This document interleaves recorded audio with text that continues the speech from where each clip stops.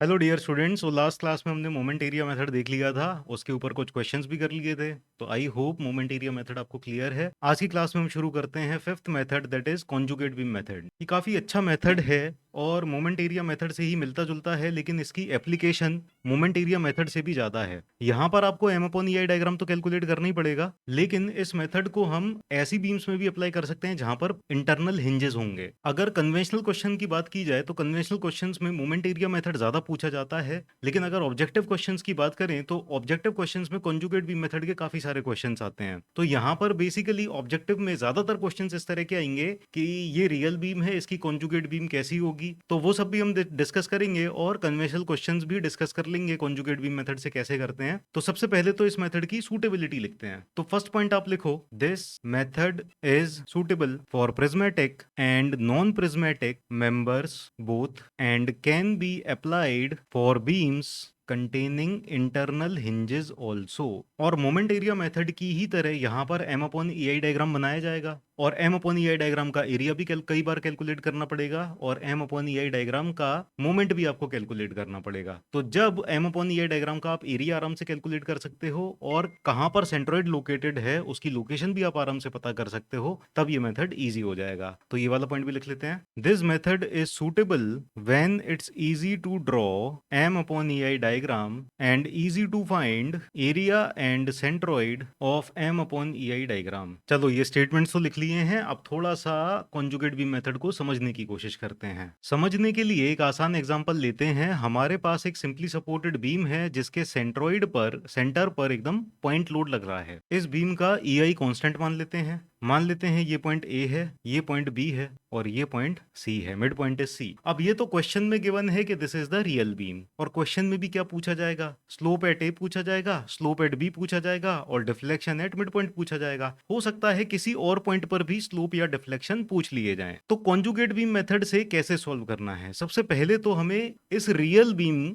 जो गिवन है, real beam, इसकी एक कॉन्जुगेट बीम बनानी पड़ेगी। कॉन्जुगेट बीम कैसे बनाते हैं ये थोड़ी देर बाद देखेंगे, 10 मिनट बाद देखेंगे। अभी ये समझ लो कि जो सिंपली सपोर्टेड बीम होती है उसकी कॉन्जुगेट बीम भी सिंपली सपोर्टेड ही होगी। तो ये जो रियल बीम गिवन थी इसकी कॉन्जुगेट बीम हमने यहां पर बना दी। रियल बीम अगर सिंपली सपोर्टेड थी, कॉन्जुगेट बीम भी सिंपली सपोर्टेड होगी। अब रियल बीम तो रियल है जो क्वेश्चन में गिवन है, यहां पर इस बीम के लिए अलग अलग पॉइंट पर हमें स्लोप और डिफ्लेक्शन कैलकुलेट करने को पूछा जाएगा। लेकिन कॉन्जुगेट बीम एक इमेजिनरी बीम है। कॉन्जुगेट बीम इमेजिनरी बीम है जिसकी लेंथ रियल बीम की लेंथ के बराबर ही होगी, दोनों की लेंथ सेम है। सपोर्ट कंडीशन कैसे आएंगी वो 10 मिनट बाद देखेंगे। अभी सिंपली सपोर्टेड बीम अगर रियल बीम है तो कॉन्जुगेट बीम भी सिंपली सपोर्टेड हो जाती है, इतना ध्यान रखना है अभी के लिए। अब कॉन्जुगेट बीम के ऊपर जो लोडिंग आती है वो रियल बीम के एम अपॉन ई डायग्राम के बराबर आती है। तो रियल बीम का सबसे पहले तो हमें क्या करना है, रियल बीम का एम अपॉन ई डायग्राम ड्रॉ करना है। तो अब इतना तो हमको पता ही है कि इस बीम का एम अपॉन ई डायग्राम कैसा होगा।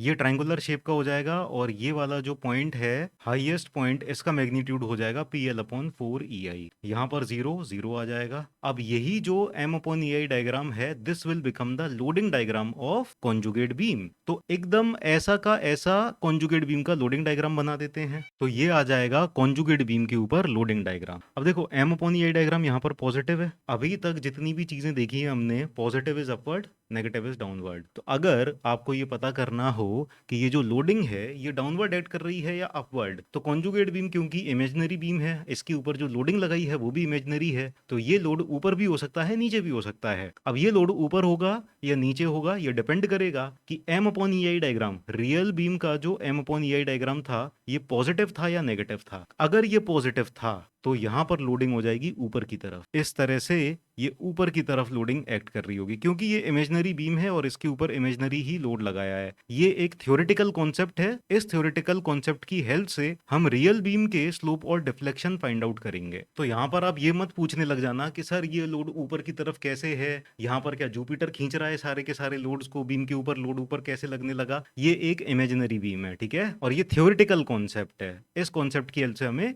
रियल बीम के स्लोप और डिफ्लेक्शन कैलकुलेट करने हैं। तो पहली बात तो ये हो गई कि ये m अपॉन EI डायग्राम हमारी कॉन्जुगेट बीम के ऊपर लोडिंग डायग्राम बन गया है। अब m अपॉन EI डायग्राम अगर पॉजिटिव था तो यहाँ पर लोड ऊपर की तरफ है, और अगर m upon EI diagram negative होता, नीचे की तरफ होता, तो यहाँ पर ये लोडिंग डाउनवर्ड डायरेक्शन में हो जाती। ठीक, यहाँ पर ये जो मैग्नीट्यूड आ जाएगा ये आ जाएगा PL अपॉन 4EI। अब कॉन्जुगेट बीम तो बना ली सर, इसका फायदा क्या है? अब कॉन्जुगेट बीम बना के अब क्या करें? तो अब आगे की कहानी बहुत ही सिंपल है। Concept is very simple. Concept ये है कि आपको इस बीम में, रियल बीम में, जिस भी पॉइंट पर, मान लो ये x पॉइंट है या x सेक्शन है, यहां पर इस x डिस्टेंस पर, a से मान लो x डिस्टेंस पर आपको कैलकुलेट करना था स्लोप। आप क्या करोगे? कॉन्जुगेट बीम में गए, कॉन्जुगेट बीम आप ऑलरेडी बना चुके हो, तो रियल बीम में जिस जगह पर आपको स्लोप कैलकुलेट करना है, कॉन्जुगेट बीम में उसी जगह पर, उसी सेक्शन पर, सेम सेक्शन पर आप क्या कैलकुलेट कर लो? Shear force. तो shear force at section of conjugate beam will be equal to slope at same section, same location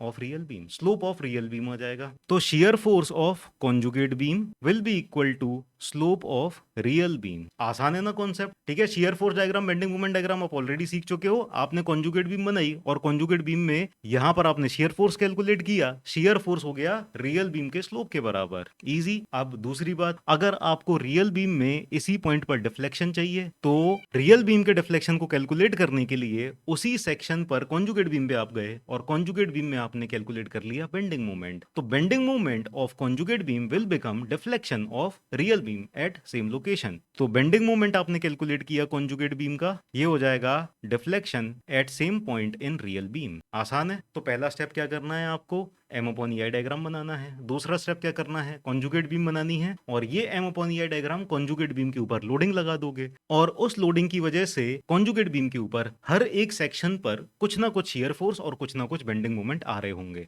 तो कॉन्जुगेट बीम के ऊपर जिस भी लोकेशन पर जो शियर फोर्स होगा, वही रियल बीम के ऊपर उस लोकेशन पर स्लोप हो जाएगा, और जो बेंडिंग मोमेंट होगा कॉन्जुगेट बीम पर किसी भी सेक्शन पे, उसी सेक्शन पे, उसके करस्पॉन्डिंग सेक्शन पर रियल बीम में वो डिफ्लेक्शन की वैल्यू हो जाएगी। जैसे आपको मिड पॉइंट पर यहां पर डिफ्लेक्शन चाहिए, डेल्टा चाहिए, आप क्या करोगे? यहां पर मिड पॉइंट पर आप बेंडिंग मोमेंट कैलकुलेट कर लो, तो यहां का बेंडिंग मोमेंट यहां के डिफ्लेक्शन के बराबर हो जाएगा। राइट? सो सिंपल कॉन्सेप्ट है कॉन्जुगेट बीम का। तो ये तो मैंने अभी आपको समझा दिया कॉन्जुगेट बीम मेथड। अब हम इसके पॉइंट्स भी लिख लेते हैं। So write down first point, conjugate beam will be an imaginary beam of same length as real beam for which loading diagram is m upon EI diagram of given real beam। तो conjugate beam क्या है? एक imaginary beam है जिसके ऊपर जो loading diagram होगा वो real beam के m upon EI diagram के बराबर हो जाएगा, और conjugate beam की लेंथ real beam की लेंथ के बराबर होगी। नेक्स्ट पॉइंट लिखो, if m upon EI diagram of real beam is positive,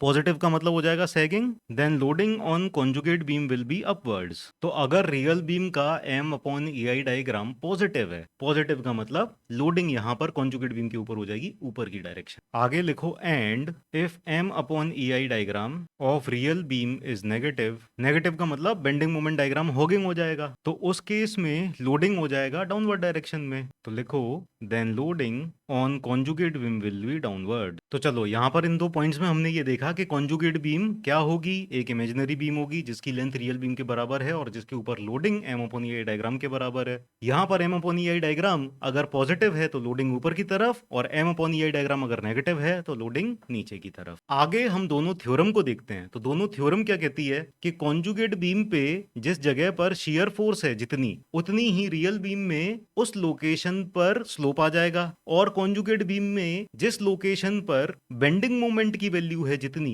real beam में उस लोकेशन पर, सेम करस्पॉन्डिंग लोकेशन पर, उतना डिफ्लेक्शन आ जाएगा। तो कॉन्जुगेट बीम का शियर फोर्स रियल बीम के स्लोप के बराबर हो जाएगा, कॉन्जुगेट बीम का बेंडिंग मोमेंट रियल बीम के डिफ्लेक्शन के बराबर हो जाएगा। यही दोनों थ्योरम है, दोनों थ्योरम को लिख लेते हैं। So write down theorem 1, slope at any section in given beam is equal to shear force at corresponding section in conjugate beam. तो ये पहली थ्योरम है जो ऑलरेडी एक्सप्लेन कर दी, कॉन्जुगेट बीम का शियर फोर्स रियल बीम के slope के बराबर हो जाएगा। अब थ्योरम 2 लिख लेते हैं, deflection at any point in real beam is is equal to bending moment at corresponding section in conjugate beam. तो रियल बीम के डिफ्लेक्शन को कैलकुलेट करने के लिए क्या करना पड़ेगा, उस सेक्शन पर कॉन्जुगेट बीम में बेंडिंग मोमेंट कैलकुलेट कर लेंगे। So these are two theorems, theorem 1 and theorem 2 बहुत सिंपल है। तो अभी तक हमने कॉन्जुगेट बीम के बारे में क्या क्या देखा, बस ये देखा कि कॉन्जुगेट बीम के ऊपर जो लोडिंग होगी वो कैसी होगी, लेकिन सपोर्ट कंडीशन के बारे में अभी हमने नहीं देखा। तो कॉन्जुगेट बीम को पूरा का पूरा बनाने के लिए सपोर्ट कंडीशंस की भी जरूरत है, कैसे सपोर्ट आएंगे। तो सिंपली सपोर्टेड बीम के लिए तो सिंपली सपोर्टेड ही बन जाएगा, उसमें कोई दिक्कत नहीं है। लेकिन बाकी के केसेस में बहुत अलग अलग केसेस बन सकते हैं। तो रियल बीम से कॉन्जुगेट बीम बनाने के लिए हम देखते हैं कि रियल बीम से कॉन्जुगेट बीम कैसे बनाएंगे। तो यहां पर आप दो कॉलम्स बना लो, एक में लिख लो रियल बीम और दूसरे में लिख लो कॉन्जुगेट बीम। तो अगर रियल बीम हमारे पास सिंपली सपोर्टेड बीम है तो कॉन्जुगेट बीम भी सिंपली सपोर्टेड बीम होगी। लेकिन अभी ये समझते हैं कि ये हुआ कैसे। लोडिंग के लिए तो हमने देख लिया कि रियल बीम का जो M upon EI डायग्राम होगा वो कॉन्जुगेट बीम की लोडिंग हो जाएगी। लेकिन ये जो रियल बीम के सपोर्ट्स हैं, ये कॉन्जुगेट बीम के सपोर्ट्स कैसे डिसाइड करेंगे इनसे, अभी ये हम देख रहे हैं। तो रियल बीम का अगर ये वाला सपोर्ट देखा जाए, यहां पर हमें पता है स्लोप 0 है क्या, ना स्लोप तो 0 नहीं है। So theta is not equal to 0। और यहां पर ये बताओ क्या डिफ्लेक्शन 0 है, तो हाँ डिफ्लेक्शन तो 0 है इस पर। इसमें तो मेरे ख्याल से किसी को कोई डाउट नहीं रहेगा। अगर ये बीम का इस पॉइंट पर रोटेशन होगा तो रोटेशन तो अलाउड है। तो ये बीम इस तरह से भी रोटेट करके जा सकती है, इस तरह से भी जा सकती है। इस पॉइंट पर यहाँ पर रोटेशन तो अलाउड है, तो थीटा 0 नहीं होगा, लेकिन इसका डिफ्लेक्शन नहीं होगा। ऊपर या नीचे ये कहीं भी पॉइंट ऊपर या नीचे नहीं जाएगा। सो डिफ्लेक्शन इज 0। तो स्लोप 0 नहीं है लेकिन डिफ्लेक्शन 0 है। अच्छा, यहां पर स्लोप आता कैसे है, इस बीम में यहां पर जितना शेयर फोर्स होगा उतना यहां पर स्लोप हो जाएगा। तो अगर यहां पर स्लोप 0 नहीं है तो यहां पर शेयर फोर्स भी 0 नहीं होना चाहिए, तभी तो होगा। कॉमन सेंस क्या कह रहा है, थ्योरम ने क्या कहा कि यहां पर जो शेयर फोर्स आएगी वो यहां के स्लोप के बराबर हो जाएगी। तो यहां पर स्लोप 0 नहीं है तो यहां की शेयर फोर्स भी 0 नहीं होनी चाहिए, राइट। तो यहां पर shear force will not be equal to 0। बिल्कुल ठीक है। यहां पर डिफ्लेक्शन 0 है और यहां का डिफ्लेक्शन कैसे आता है, कॉन्जुगेट बीम के बेंडिंग मोमेंट से आता है। तो अगर यहां पर डिफ्लेक्शन हमेशा 0 ही रहना है तो यहां पर बेंडिंग मोमेंट हमेशा 0 होना चाहिए। तो बताओ कॉन्जुगेट बीम में यहां पर सपोर्ट कंडीशन कैसी होगी। ऐसी सपोर्ट कंडीशन होगी जिस पर शेयर फोर्स 0 ना रहता हो लेकिन बेंडिंग मोमेंट हमेशा 0 रहता हो। तो ऐसी सपोर्ट कंडीशन तो यही है, हिंज सपोर्ट। तो यानी कि रियल बीम में अगर हिंज है तो यहां पर भी हिंज हो जाएगा। क्लियर सबको, ठीक है। आगे चलते हैं। अगर रोलर हुआ तो रियल बीम में यहां पर रोलर है और रोलर के लिए भी सेम कंडीशन अप्लाई होती हैं कि यहां पर स्लोप 0 नहीं है लेकिन डिफ्लेक्शन यहां पर 0 है।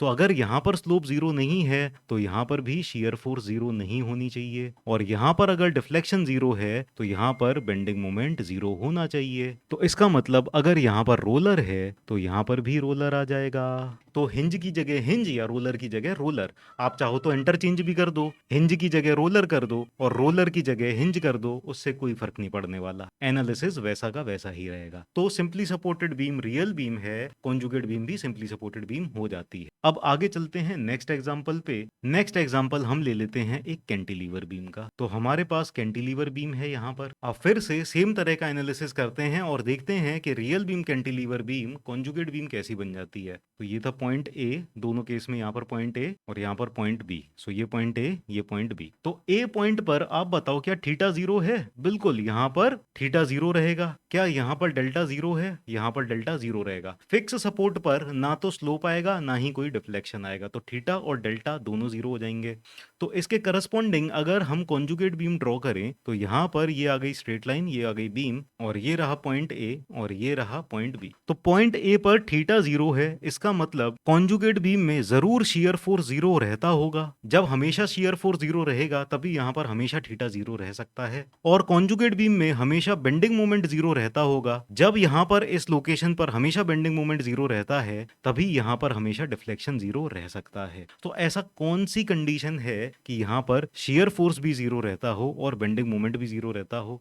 ये है फ्री सपोर्ट। अगर फ्री सपोर्ट है यहाँ पर तभी यहाँ पर शियर फोर्स भी 0 है और बेंडिंग मोमेंट भी 0 है। अब चलते हैं पॉइंट बी पर। तो पॉइंट बी पर अगर देखें तो स्लोप भी जीरो नहीं है और डिफ्लेक्शन भी जीरो नहीं है, तो यहाँ पर दोनों ही आएंगे, स्लोप भी आएगा और डिफ्लेक्शन भी आएगा, यानी यहाँ पर शियर फोर्स भी आना चाहिए और बेंडिंग मोमेंट भी आना चाहिए, दोनों ही नॉन जीरो होंगे। दोनों नॉन जीरो किस केस में हो सकते हैं? शियर फोर्स भी आएगा और बेंडिंग मोमेंट भी आएगा। ऐसा कब होता है? जब यहाँ पर फिक्स हो। तो कैंटिलीवर बीम अगर रियल बीम है, कॉन्जुगेट बीम भी कैंटिलीवर हो जाएगी, लेकिन बस सपोर्ट पलट जाएंगे, सपोर्ट उल्टे हो जाएंगे। तो ये हो गया हमारा सेकंड केस। अब हम चलते हैं थर्ड केस पे। अब थर्ड केस एक एग्जांपल के लिए थोड़ा सा कॉम्प्लिकेटेड बना देते हैं, इसमें कुछ और एलिमेंट्स भी ऐड कर देते हैं। तो मान लो यहाँ पर हमारे पास थी एक कैंटिलीवर बीम जिसमें पॉइंट सी पर इंटरनल रोलर था और मान लिया कि यहाँ पर हिंज था। सो लेट अस से ये था पॉइंट ए, ये था पॉइंट बी, ये था पॉइंट सी और ये था पॉइंट डी। अब इसी के करस्पॉन्डिंग अगर हमें कॉन्जुगेट बीम बनानी है तो कॉन्जुगेट बीम कैसे बनेगी? तो सेम एनालिसिस करेंगे हम। यहाँ पर स्लोप हमेशा जीरो रहेगा क्योंकि ये फिक्स सपोर्ट है, तो फिक्स सपोर्ट पर स्लोप भी जीरो है, डिफ्लेक्शन भी जीरो है, तो यहाँ पर शियर फोर्स भी जीरो होना चाहिए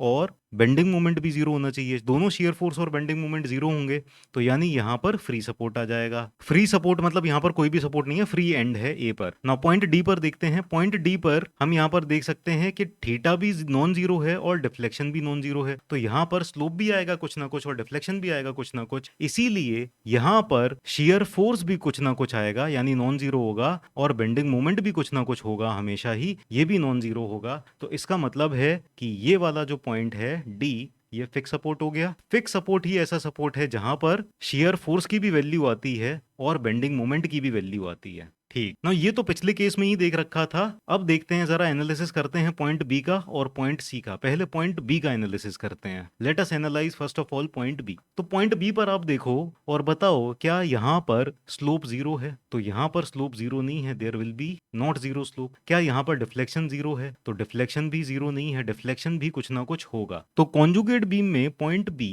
ऐसा होना चाहिए कि जहां पर शियर फोर्स भी नॉन जीरो हो और बेंडिंग मोमेंट भी नॉन जीरो हो। शियर फोर्स भी कुछ ना कुछ आना चाहिए और बेंडिंग मोमेंट भी कुछ ना कुछ आना चाहिए। अब देखो यहाँ पर ये इंटरनल है, इंटरनल सपोर्ट कैसा होगा? देखो इंटरनली तो फिक्स सपोर्ट हो नहीं सकता कि आप यहाँ पर फिक्स कर दो, है ना। अगर आपने बीम बनाई है और ये पूरी की पूरी एक बीम जा रही है तो बीच में थोड़ी हम दीवार बना के उसको फिक्स कर देंगे, तो यहाँ पर फिक्स सपोर्ट तो हो नहीं सकता। फिक्स सपोर्ट हमेशा एंड पे ही होगा बीम के, है ना। तो यहाँ पर जो सपोर्ट होगा ये रोलर सपोर्ट हो सकता है। अच्छा, रोलर सपोर्ट के लिए देखें क्या यहाँ पर शियर फोर्स नॉन जीरो होता है? बिल्कुल, ये रोलर सपोर्ट कुछ ना कुछ रिएक्शन जरूर देगा, और जब ये कुछ ना कुछ रिएक्शन देगा तो यहाँ पर शियर फोर्स भी होगी, so there will be shear force. तो शियर फोर्स नॉन जीरो हो गई, ये कंडीशन सेटिस्फाइड है। अच्छा, यहाँ पर अगर हमने कुछ पॉइंट लोड लगा रखा है तो उसकी वजह से यहाँ पर बेंडिंग मोमेंट भी आएगा, तो बेंडिंग मोमेंट भी नॉन जीरो है। ठीक है, सो शियर फोर्स भी नॉन जीरो, बेंडिंग मोमेंट भी नॉन जीरो, तो यानी यहाँ पर एक इंटरनल रोलर आ गया। तो पॉइंट बी पर इंटरनल रोलर आ गया है। इन कंडीशन से देख के हमने यहाँ पर ये देखा। तो अगर बीम के अंदर इंटरनल हिंज है, रियल बीम के अंदर अगर इंटरनल हिंज है तो कॉन्जुगेट बीम में इंटरनल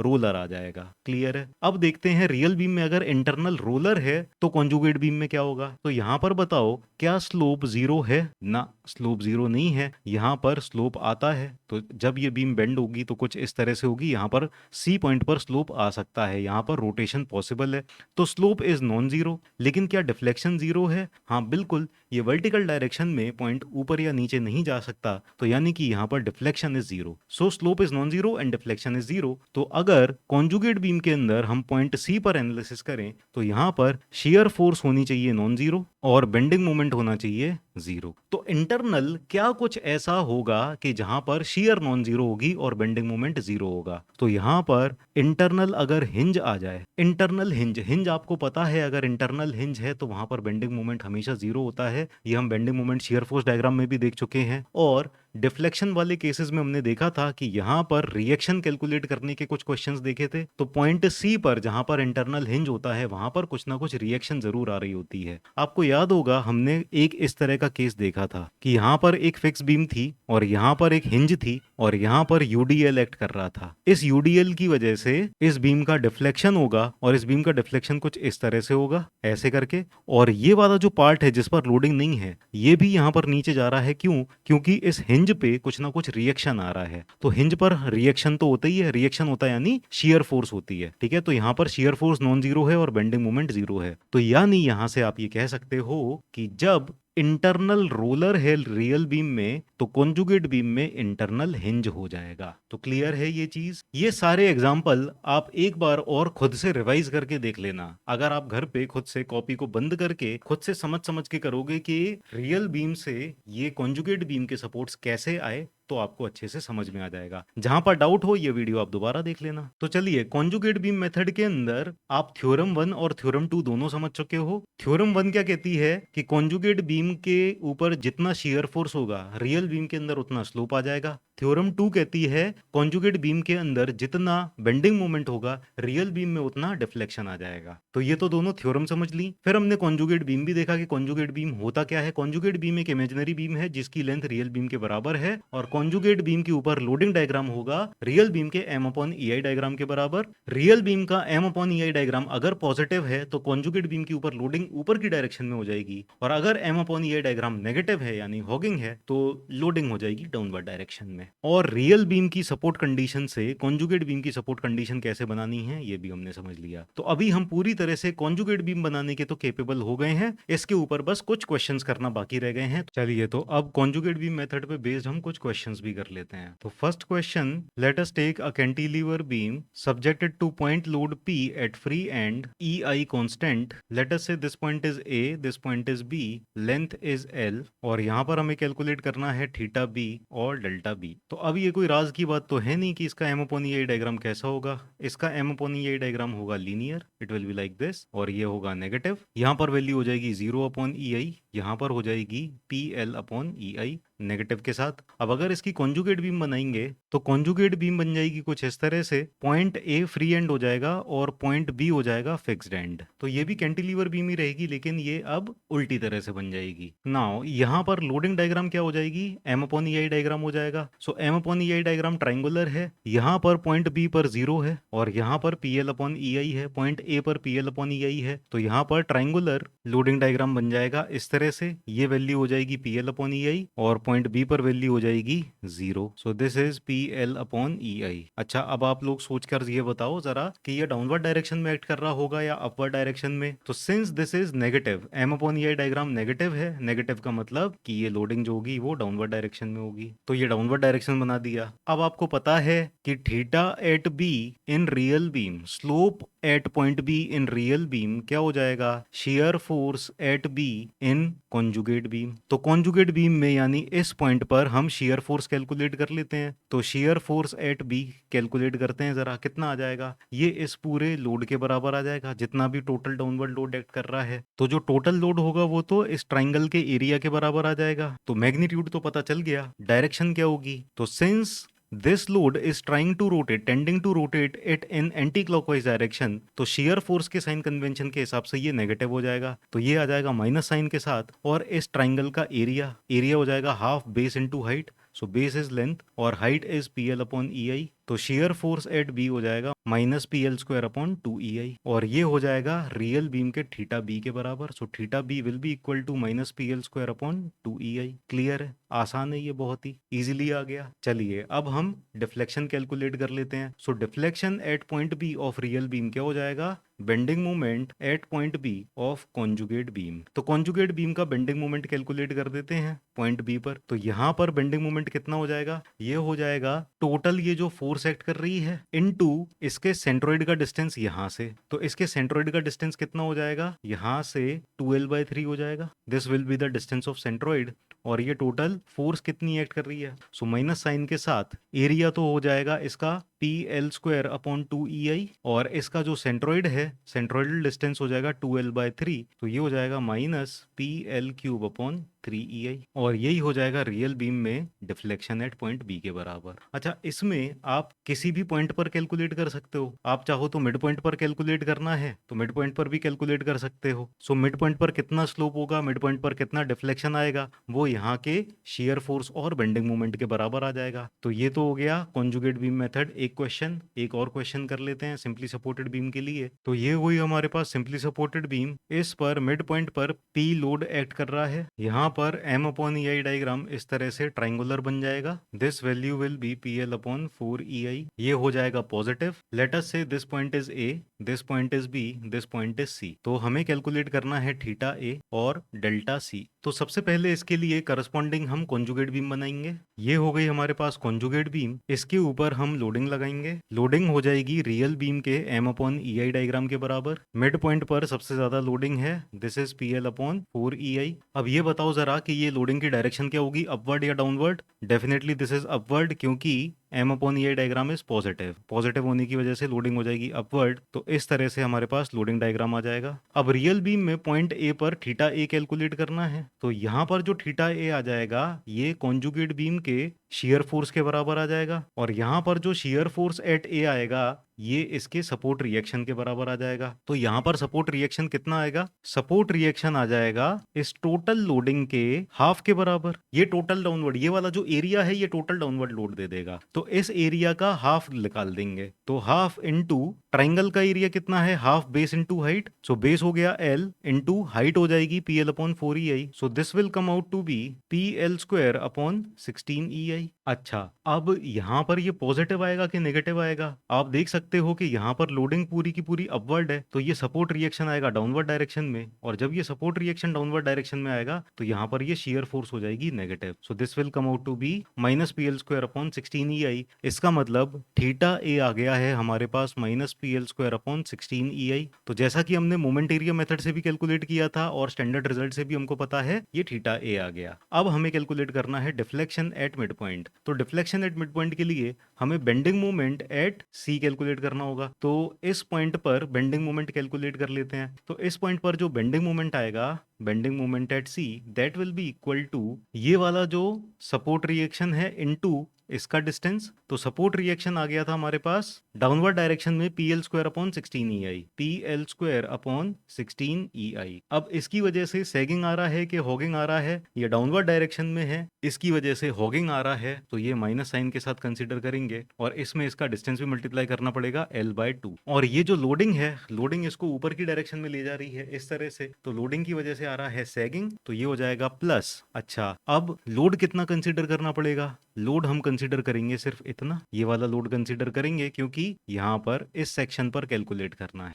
तो ये वाला लोड हो जाएगा इसका एरिया, ये हो जाएगा half base into height. Base is L/2 और height is PL upon 4EI into इसके सेंट्रोइड का डिस्टेंस। तो सेंट्रोइड का डिस्टेंस ये जो x बार है ये हो जाएगा 1/3 ऑफ L/2, 1/3 ऑफ L/2 यानी ये हो जाएगा L/6। तो यहाँ पर बेंडिंग मोमेंट आ जाएगा minus PL cube upon 32EI plus PL cube upon 96EI। अगर आप कैलकुलेट करोगे तो ये आ जाएगा minus PL cube upon 48EI। तो ये बेंडिंग मोमेंट एट C आ गया इन कॉन्जुगेट बीम, और यही आ जाएगा deflection at point C in real beam, ये आ जाएगा minus PL cube upon 48EI। तो आई होप अब कॉन्जुगेट बीम भी आपको पूरी तरह से क्लियर है। तो ये वाला पूरा जो चैप्टर है स्लोप एंड डिफ्लेक्शन वाला ये कंप्लीट हो गया है। हमने पहले स्टैंडर्ड रिजल्ट्स देखे, फिर इसके बाद ये पांचों मेथड्स देख लिए जिनकी हेल्प से आप स्लोप और डिफ्लेक्शन कैलकुलेट कर सकते हो। तो अगली क्लास में हम स्टार्ट करेंगे next chapter, that is transformation of stresses.